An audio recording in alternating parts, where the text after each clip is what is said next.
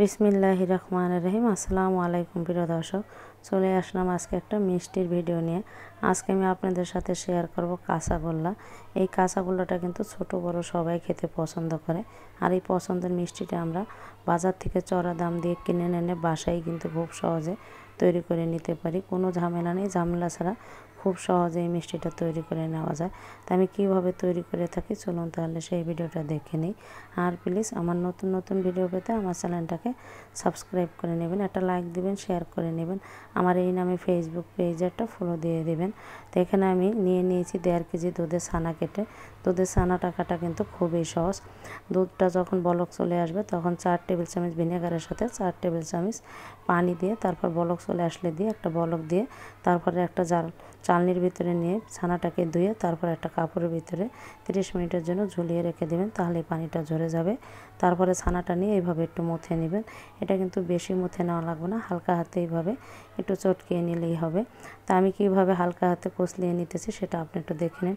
একদম মিহি কিন্তু ছানাটা, আপনি দেখেই বুঝতে পারতেছেন। তো এখন আমার এই ছানাটাকে আমি 2 ভাগে ভাগ করে নেব। এখানে আমি 1.5 কেজি দুধের নিয়েছি, আপনারা চাইলে 1.5 কেজি, 2 কেজি, 3 কেজি, 4 কেজি যতটুকু প্রয়োজন নিয়ে একইভাবে ছানাটা কেটে নেবেন। তাহলে ভিনেগারের পানিটা একটু বাড়িয়ে দিবেন, তারপরে সেটাকে কাটিয়ে নেবেন। তা আমার এটা কিন্তু ভাগ করে নেওয়া হয়ে গেছে। এখন আমি চলে যাব চুলায়। একটা ফ্রাই প্যানের ভিতরে অর্ধেক ছানাটা দিয়ে দিলাম।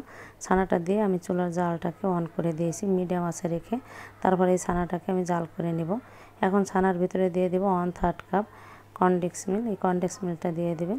যদি কনডেন্স মিল্ক হাতের কাছে না থাকে তাই 1/2 কাপ অথবা 1/3 কাপ দুধ নিয়ে নেবেন। আর এখানে আপনারা মিষ্টিটা আপনাদের পছন্দ মতো দিয়ে নেবেন। চিনিটা আমি এখানে 4 টেবিল চামচও দিয়ে দিতে পারেন, অথবা 5 টেবিল চামচ চিনিও দিয়ে দিতে পারেন। তারপরে সেটা দিলে এরকম কিন্তু পাতলা হয়ে যাবে। তারপর এটাকে জাল করে নেবেন সুন্দরভাবে। কনডেন্স মিল্কটা কিন্তু যখন আমরা চুলায় দিই তখন পাতলা হয়ে যায়, তো এটাকে আমাদের একটু সময় নিয়ে জাল করে নিতে হবে। তো আমি কিন্তু 4-5 দিন যাবত, আজকে 8-10 দিন যাবত কোনো ভিডিও আপলোড করতে পারতেছি না।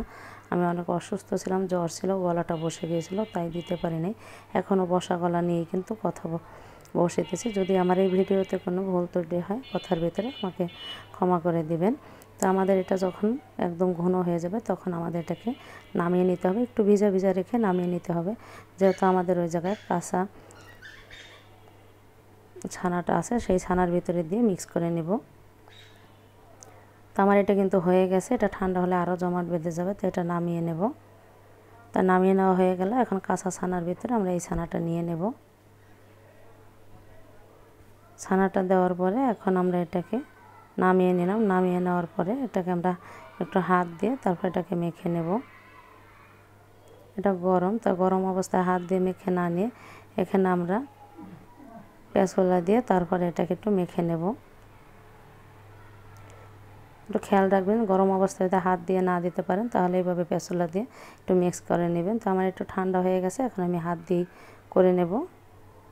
কাঁচা ছানাটাকে আমরা জাল করা ছানাটা দিয়ে এইভাবে মেখে নেব।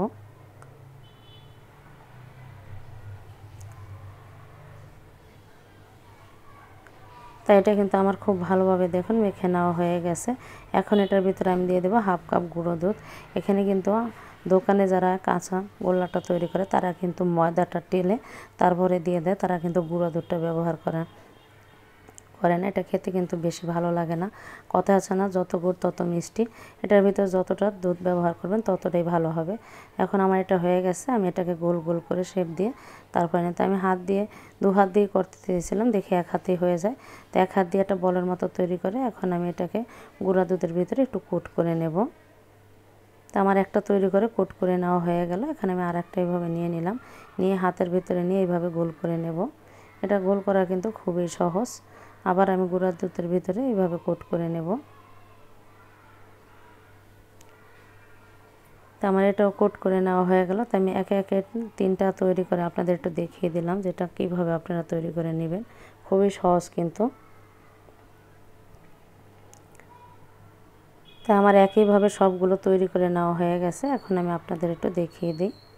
তো আমার 1.5 কেজিতে 9টা হয়েছে গোল্লা, এখানে কাঁচা গোল্লা। তো এখন আমি একটা ট্রের ভিতরে নিয়ে উপরে আমি দিয়ে দিব এখানে চেরি ফল কেটে দিয়ে দিলাম একটু সুন্দর দেখানোর জন্য। তো এটা হয়ে গেছে, এখন আমি একটু কেটে দেখিয়ে দিই। দেখুন এটা কতটা লোভনীয় হয়েছে আর এটা খেতে যে কতটা মজার হয়েছে, এটা আপনারা বাসায় তৈরি না করলে বুঝতেই পারবেন না।